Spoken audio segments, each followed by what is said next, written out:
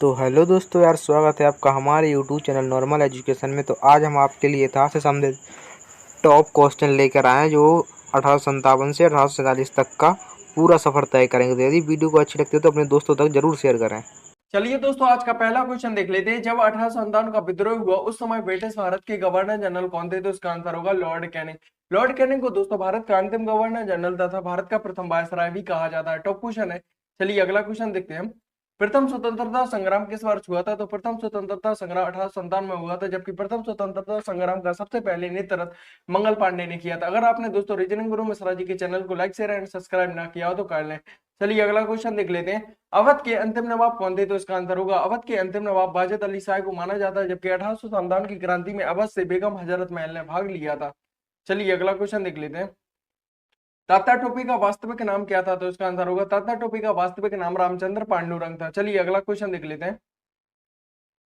कानपुर से भारत में 1857 की क्रांति के नेता कौन थे? तो कानपुर से भारत में 1857 की क्रांति के नेता नाना साहेब को माना जाता है, जबकि कुंवर सिंह ने जगदीशपुर से लड़ाई लड़ी थी और झांसी से रानी लक्ष्मीबाई ने लड़ाई लड़ी थी। चलिए अगला टॉप क्वेश्चन देख लेते हैं। 1857 की क्रांति में किसने भाग नहीं लिया था? तो 1857 की क्रांति में भगत सिंह ने भाग नहीं लिया था, जबकि नाना साहब ने कानपुर से लड़ाई लड़ी थी और रानी लक्ष्मीबाई ने झांसी से लड़ाई लड़ी थी। टॉप क्वेश्चन था। चलिए अगला क्वेश्चन देखते हैं। अगर आपने चैनल को लाइक ना किया हो तो कर लें। 1857 के विद्रोह की शक्ति का सबसे महत्वपूर्ण तथ्य क्या माना जाता है? तो 1857 की क्रांति का सबसे महत्वपूर्ण तथ्य हिंदू मुस्लिम एकता मानी जाती है, क्योंकि 1857 की क्रांति के समय हिंदू मुस्लिम काफी एक थे। चलिए अगला क्वेश्चन देख लेते हैं। प्रथम स्वतंत्रता संग्राम के बाद मुगल बादशाह बहादुर शाह जफर को कहां पर भेज दिया था? तो इसका आंसर होगा इन्हें रंगून म्यांमार में भेज दिया था और वहीं पर इनकी मृत्यु हो गई थी। कहा जाता है कि मुगल बादशाह बहादुर शाह जफर जो थे एकमात्र ऐसे व्यक्ति थे जिन्हें भारत की 2 गज भी जमीन नसीब ना हुई। चलिए अगला क्वेश्चन देख लेते हैं। अगला टॉप क्वेश्चन है आपके लिए। निम्न क्षेत्रों में से कौन सी 1857 की गदर से प्रभावित नहीं था? तो 1857 की क्रांति में चित्तौड़ ने भाग नहीं लिया था, जबकि झांसी से रानी लक्ष्मीबाई ने भाग लिया था, जगदीशपुर से कुंवर सिंह ने भाग लिया था और लखनऊ से बेगम हजरत महल ने भाग लिया था। चलिए टॉप क्वेश्चन था आपके लिए। 1857 के विद्रोह को क्या माना जाता है? तो 1857 के विद्रोह को स्वतंत्रता का प्रथम विश्व युद्ध भी कहा जाता है, प्रथम युद्ध भी कहा जाता है। चलिए अगला टॉप क्वेश्चन देख लेते हैं। 1857 के विद्रोह का तात्कालिक कारण क्या माना जाता है? तो 1857 के विद्रोह का तात्कालिक कारण चर्बी वाले कारतूसों को माना जाता है। चर्बी वाले कारतूसों की वजह से ही 1857 की क्रांति हुई थी। चलिए अगला टॉप क्वेश्चन देखते हैं। निम्न अधिनियमों में से किसने गवर्नर जनरल की परिषद को कानून बनाने की शक्ति प्रदान की थी? तो इसका आंसर होगा चार्टर अधिनियम 1833 के तहत गवर्नर जनरल की परिषद को कानून बनाने की शक्ति प्रदान की गई थी। चलिए अगला क्वेश्चन देखते हैं। टॉप क्वेश्चन है। 1857 के बाद निम्न में से किस एक ने इलाहाबाद के एक दरबार में ग्रेट ब्रिटेन संप्रभु द्वारा भारत सरकार के ग्रहण की घोषणा की थी? तो इसका आंसर होगा लॉर्ड कैनिंग। लॉर्ड कैनिंग ने 1857 में इलाहाबाद में एक घोषणा पत्र पढ़ा था कि कंपनी के शासन का अब अंत हो गया है तथा महारानी विक्टोरिया का शासन शुरू हो गया है। चलिए अगला क्वेश्चन देखते हैं। वह कौन से प्रथम भारतीय थे जो ब्रिटिश संसद के लिए चुने गए थे? टॉप क्वेश्चन है, तो इसका आंसर होगा दादा भाई नौरोजी ब्रिटिश संसद के लिए चुने गए थे, एकमात्र यही व्यक्ति थे। चलिए अगला क्वेश्चन देखते हैं। 1866 में दादा भाई नौरोजी द्वारा निम्न में से किस एक शहर में ईस्ट इंडिया एसोसिएशन की स्थापना की गई थी? तो इसका आंसर होगा लंदन। अगर आपने चैनल को लाइक ना किया हो तो कर ले। चलिए अगला क्वेश्चन देखते हैं। 1885 ईस्वी में भारतीय राष्ट्रीय कांग्रेस के प्रथम अधिवेशन की अध्यक्षता किसने की थी? तो इसका आंसर होगा डब्ल्यू सी बनर्जी, यानी बिमल चंद्र बनर्जी ने भारतीय राष्ट्रीय कांग्रेस के प्रथम अधिवेशन की अध्यक्षता की थी, जबकि ए.ओ. ह्यूम को भारतीय राष्ट्रीय कांग्रेस का संस्थापक माना जाता है। चलिए अगला क्वेश्चन देखते हैं। टॉप क्वेश्चन है आपके लिए। निम्न में से कौन इंडियन नेशनल कांग्रेस के प्रथम मुस्लिम अध्यक्ष थे? तो इसका आंसर होगा बदरुद्दीन तैयब जी इंडियन नेशनल कांग्रेस के प्रथम मुस्लिम अध्यक्ष थे। चलिए अगला क्वेश्चन देखते हैं। नरम दल तथा गरम दल के बीच मतभेद भारतीय राष्ट्रीय कांग्रेस जो है वह किस सम्मेलन में हुआ था? तो इसका आंसर होगा इसे सूरत 1907 में हुआ था, जबकि सूरत के 1907 में जो कांग्रेस है वह 2 भागों में बट गई थी, गरम दल तथा नरम दल। चलिए अगला टॉप क्वेश्चन देख लेते हैं। श्री ए.ओ. ह्यूम जी भारतीय राष्ट्रीय कांग्रेस के संस्थापक थे, तो यह एक क्या थे? तो श्री ए.ओ. ह्यूम जी एक सिविल कर्मचारी भी थे।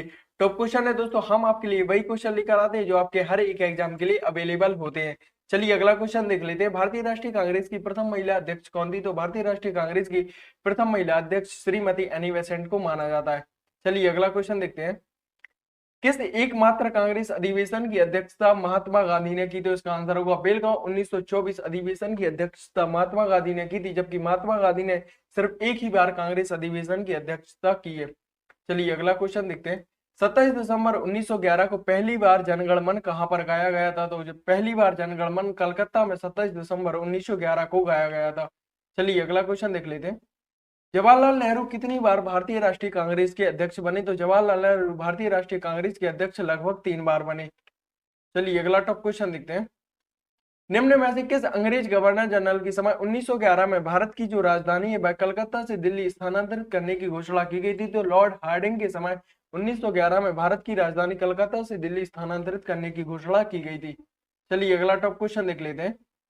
बंग भंग का मुख्य उद्देश्य क्या माना जाता है? तो बंग भंग का मुख्य उद्देश्य पश्चिमी तथा पूर्वी बंगाल के हिंदुओं का विभाजन करना तथा हिंदू मुस्लिम में तनाव पैदा करना, यही बंग भंग का मुख्य उद्देश्य माना जाता है। चलिए अगला क्वेश्चन देखते हैं। कर्जन ने भारत का विभाजन कब किया था? तो कर्जन ने भारत का विभाजन 16 अक्टूबर 1905 को किया था, जबकि 16 अक्टूबर का दिन इन्होंने शोक दिवस का तथा काला दिवस के रूप में भी मनाया था। चलिए अगला क्वेश्चन देखते हैं। निम्न में से किसने बंगाल विभाजन को रद्द कर दिया था? तो इसका आंसर होगा लॉर्ड हार्डिंग ने बंगाल विभाजन को रद्द कर दिया था। टॉप क्वेश्चन था। चलिए अगला क्वेश्चन देखते हैं। किस समय स्वदेशी आंदोलन प्रारंभ हुआ था? तो इसका आंसर होगा स्वदेशी आंदोलन प्रारंभ होने की बजाय बंगाल विभाजन विरोधी आंदोलन के समय, जबकि स्वदेशी आंदोलन को शुरू अरविंद घोष तथा रविन्द्रनाथ टैगोर ने किया था। चलिए अगला क्वेश्चन देखते हैं। टॉप क्वेश्चन है। गदर पार्टी का मुख्यालय कहां पर स्थित है? तो इसका आंसर होगा गदर पार्टी का मुख्यालय सैन फ्रांसिस्को में स्थित है, जबकि गदर पार्टी की स्थापना 1913 में लाला हरदयाल ने की थी। चलिए अगला क्वेश्चन देखते हैं। किसने भारतीय राष्ट्रीय कांग्रेस पर प्रार्थना याचना तथा विरोध की राजनीति करने का आरोप लगाया था? तो इसका आंसर होगा बाल गंगाधर तिलक ने कांग्रेस पर प्रार्थना याचना तथा विरोध की राजनीति करने का आरोप लगाया था। चलिए अगला क्वेश्चन देखते हैं। टॉप क्वेश्चन है।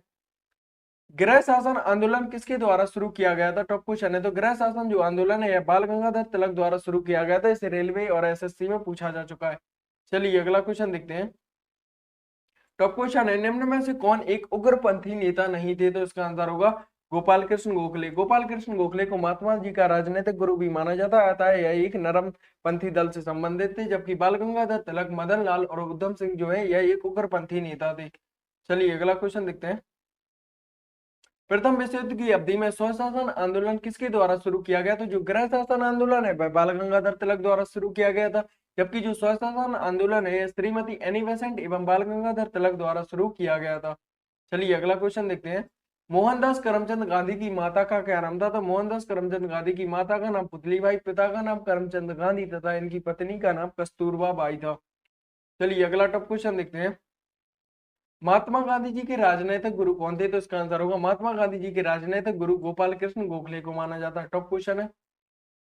चलिए अगला क्वेश्चन देखते हैं। महात्मा गांधी जी ने पहली बार सत्याग्रह का प्रयोग कब किया था? तो महात्मा गांधी जी ने पहली बार सत्याग्रह का प्रयोग बिहार के चंपारण में 1917 ईस्वी में किया था। टॉप क्वेश्चन है। हम आपके लिए वही क्वेश्चन लेकर आते हैं जो आपके एग्जाम में पूछे जाने वाले होते हैं।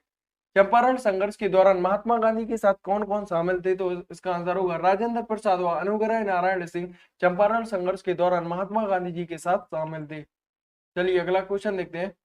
गांधी जी किस कृषक आंदोलन से संबंधित थे? तो गांधी जी चंपारण और खेड़ा आंदोलन से संबंधित थे। तो इसका आंसर होगा ऑप्शन डी यानी ए और सी दोनों, जबकि चंपारण की शुरुआत 1917 ईस्वी में हुई थी और खेड़ा आंदोलन की शुरुआत 1918 ईस्वी में हुई थी। ये अगला टॉप क्वेश्चन देख लेते हैं। किस आंदोलन के साथ महात्मा गांधी जी ने भारतीय राजनीति में अपना पहला कदम रखा था? तो इसका आंसर होगा बिहार के चंपारण में 1917 में महात्मा गांधी जी ने भारतीय राजनीति में अपना पहला कदम रखा था। चलिए अगला टॉप क्वेश्चन देखते हैं। रॉलेट एक्ट 1919 ब्रिटिश सरकार को क्या अधिकृत करता है? तो इसका आंसर होगा बिना परीक्षण के किसी भी व्यक्ति को किसी भी समय तक बंधक बनाने के लिए रॉलेट एक्ट लागू किया गया था, जबकि रॉलेट एक्ट को महात्मा गांधी जी ने बिना अपील, बिना वकील तथा बिना दलील का कानून भी कहा था। चलिए अगला टॉप क्वेश्चन देख लेते हैं। 1919 में गांधी जी ने सत्याग्रह सभा का जो आयोजन किया था भाई किसके विरोध में किया था? तो इसका आंसर होगा रॉलेट एक्ट के विरोध में, जबकि रॉलेट एक्ट को महात्मा गांधी जी ने बिना अपील, बिना वकील तथा बिना दलील का कानून भी कहा था। चलिए अगर आपने चैनल को लाइक ना किया हो तो कर ले। 13 अप्रैल 1919 को जलियांवाला बाग में जो सामूहिक हत्या हुई थी इसे नृशंस हत्या का दिन भी माना जाता है। हत्या होने से पहले लोगों के इकट्ठा होने का कारण क्या माना जाता है? तो इसका आंसर होगा पंजाब के प्रसिद्ध नेता डॉक्टर सैफुद्दीन किचलू और डॉक्टर सतपाल को गिरफ्तार कर लिया था। इनका विरोध करने के लिए, अंग्रेजों का विरोध करने के लिए लोगों की भीड़ जलियांवाला बाग में जमा हुई थी। चलिए अगला टॉप क्वेश्चन देख लेते हैं। जलियांवाला बाग की जो दुर्घटना हुई थी वह किस सन में हुई थी? तो इसका आंसर होगा 13 अप्रैल 1919 को जलियांवाला बाग हत्याकांड की घटना हुई थी। चलिए अगला क्वेश्चन देखते हैं। जलियांवाला बाग नरसंहार के लिए माइकल ओ डायर को किसने मारा था? तो माइकल ओ डायर को उधम सिंह ने 1940 ईस्वी में मारा था। चलिए अगला क्वेश्चन देखते हैं। हंटर आयोग की नियुक्ति कब की गई थी? तो हंटर आयोग की नियुक्ति जलियांवाला बाग हत्याकांड के तहत की गई थी, जबकि जलियांवाला जो बाग हत्याकांड की घटना है वह 13 अप्रैल 1919 को घटी थी। चलिए अगला क्वेश्चन देखते हैं। गांधी जी ने किस आंदोलन को चोरी चोरा कांड के बाद वापस ले लिया था? तो इसका आंसर होगा असहयोग आंदोलन। जबकि असहयोग आंदोलन की शुरुआत 1920 में हुई थी और चोरी चोरा कांड की घटना 1922 में हुई थी। चलिए अगला क्वेश्चन देखते हैं। स्वराज्य पार्टी की स्थापना किसने की थी? तो स्वराज पार्टी की स्थापना 1923 में मोतीलाल नेहरू, सीआर दास यानी चित्तरंजन दास ने की थी। टॉप क्वेश्चन है आपके हर एक एग्जाम के लिए। आप क्वेश्चन का लेवल तो देख सकते हैं हम आपके लिए कितने बेस्ट क्वेश्चन लेकर आए हैं। मौलिक रूप से खिलाफत आंदोलन क्या था? तो मौलिक रूप से खिलाफत आंदोलन एक धार्मिक आंदोलन था। यह मुसलमानों ने अपने पद खलीफा के लिए खिलाफत आंदोलन की शुरुआत 1919 में अली बंधुओं ने की थी। चलिए अगला क्वेश्चन देखते हैं। अगर आपको जितने भी क्वेश्चन आ रहे हैं उनका आंसर आप कमेंट में जरूर शेयर करें। काकोरी कांड में कौन से स्वतंत्र सेनानी को गोरखपुर जेल में फांसी दी गई थी? तो इसका आंसर होगा राम प्रसाद बिस्मिल को गोरखपुर जेल में फांसी दी गई थी। बार बार यह क्वेश्चन हर एक एग्जाम में पूछा जाता है। वर्ष 1927 के साइमन कमीशन का बहिष्कार कब किया गया, क्यों किया गया था? तो इसका आंसर हुआ क्योंकि कमीशन में कोई भी सदस्य भारतीय नहीं थे, जबकि सातों के सातों सदस्य अंग्रेज थे। चलिए अगला क्वेश्चन देखते हैं। लाला लाजपत राय किसके विरोध का प्रदर्शन कर रहे थे जब वे पुलिस बर्बरता के शिकार हो गए थे यानी मारे गए थे? तो साइमन कमीशन के तहत ही लाला लाजपत राय की मृत्यु हो गई थी। चलिए अगला टॉप क्वेश्चन देखते हैं। बारदौली सत्याग्रह का संबंध किससे है? तो बारदौली सत्याग्रह का संबंध सरदार वल्लभ भाई पटेल से माना जाता है। टॉप क्वेश्चन है। चलिए अगला क्वेश्चन देख लेते हैं। किस अधिवेशन में कांग्रेस द्वारा पूर्ण स्वराज्य की मांग रखी गई थी? तो इसका आंसर होगा लाहौर 1929 के अधिवेशन में कांग्रेस द्वारा पूर्ण स्वराज्य की मांग रखी गई थी।